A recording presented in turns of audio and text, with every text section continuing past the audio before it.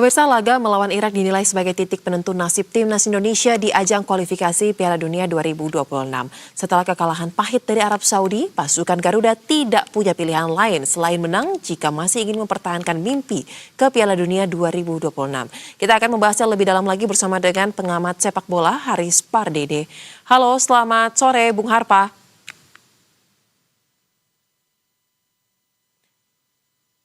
Bung Harpa, kami belum bisa mendengar audio Anda. Mohon dipastikan bahwa sudah terbuka. Bung Harpa, kayaknya ini banyak yang menyebut laga melawan Irak ini sebagai laga hidup mati bagi Indonesia. Nah, dari kacamata Anda, seberapa realistis sebenarnya peluang kita untuk menciptakan mujizat di laga dini hari nanti?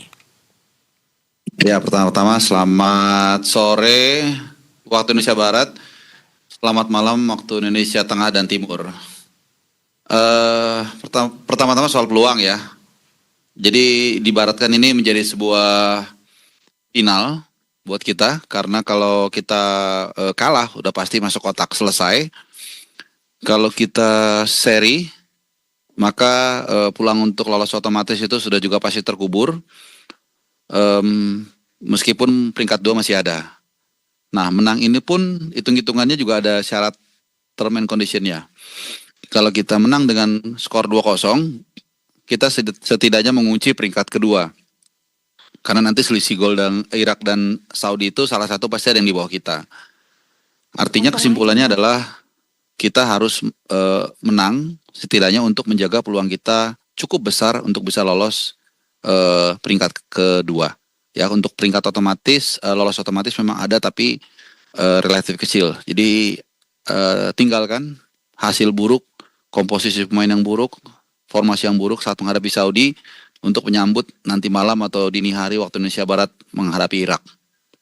Baik, nah kalau dari sisi mentalitas seperti apa nih Bung Harpa? Serta kalau kita lihat juga catatan pertemuan Indonesia melawan Irak yang belum pernah menang dalam 5 tahun terakhir, apa kira-kira yang paling penting harus dijaga dan harus menjadi catatan untuk diperbaiki menghadapi Irak nanti? Kalau catatan dari Irak ini memang agak kurang relevan ya, karena saat kita kalah 5-1 di Basra dan juga kalah 2-0 di GBK, susunan pemain kita jauh berbeda. Kedua, para pemain yang masuk ini pun sudah punya waktu cukup banyak untuk menjalin chemistry, mulai dari Jahit Ses. Ya, Jahit Ses walaupun dia sudah ada di pertemuan kedua lawan Irak di GBK, tapi dia nggak main.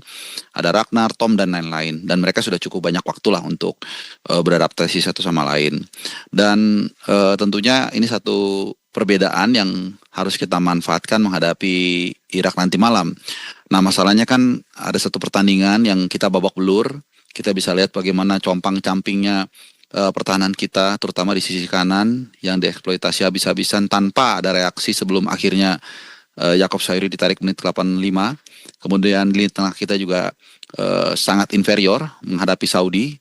Kita lihat bagaimana Klok tidak banyak bisa menguasai lini tengah bersama Joe Pelupesi, dua pemain yang tidak pernah bermain sebelumnya tapi digabungkan, dan lain-lain. Termasuk Beckham Putra juga yang tidak terlalu memberikan kontribusi dan beberapa kali kehilangan bola dan kalah dalam duel 50-50. Jadi banyak sekali catatan yang harus dibenahi dalam waktu yang sangat singkat, dan kemarin pun saat konferensi pers Patrick Kluivert menyadari semua. Jadi must win game untuk malam ini, dan bukan hanya itu, harus ada wajah yang berbeda, karena dengan cara yang sama, dengan komposisi yang sama, saya pikir hasilnya juga nggak akan jauh berbeda. Baik, terakhir nih Bung Harpa, ini kan masih akan menuju ke pertandingan nanti ya, dan segala kemungkinan ini masih bisa terjadi. Nah, jikalau kemenangan di pihak kita 2-0 atau mungkin 3-1 atas Irak ini cukup realistis nggak sih menurut Anda jika melihat kualitas pertahanan dan juga produktivitas di lini depan? Ya, honestly kurang realistis juga kalau kita men-setup terlalu tinggi ya optimis kita. Bukan berarti kita tidak berharap Indonesia menang. Tapi optimis itu kan harus diletakkan pada porsinya.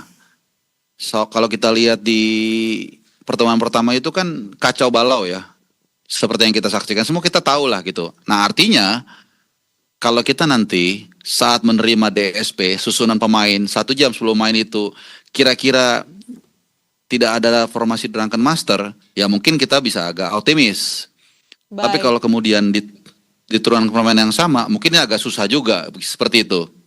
Baik, Kalau begitu kita nantikan saja, kita lihat bagaimana nanti pertandingan akan disajikan dan kita berharap performa terbaiklah yang bisa disajikan oleh Timnas Garuda dalam pertandingan nanti. Terima kasih Bung Harpa untuk analisa yang dibagikan bersama kami di Berita Satu Sore.